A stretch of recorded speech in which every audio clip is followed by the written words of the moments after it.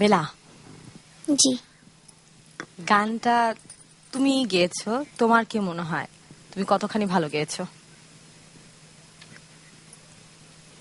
গেয়েছি ভালো, কিন্তু বিচারকদের কাছে কেমন লাগবে আমি কি জানি।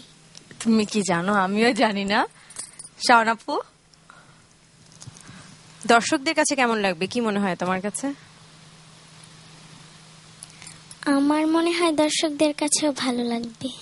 হ্যাঁ, দর্শকদের কাছে তো ভালো লাগতেই হবে। তোমার গানটা খুব সুন্দর হয়েছে, আমার কাছে অসম্ভব ভালো লেগেছে। Thank you ma'am. অসম্ভব দরদি লেগেছে, খুব ভালো হয়েছে। Thank you ma'am.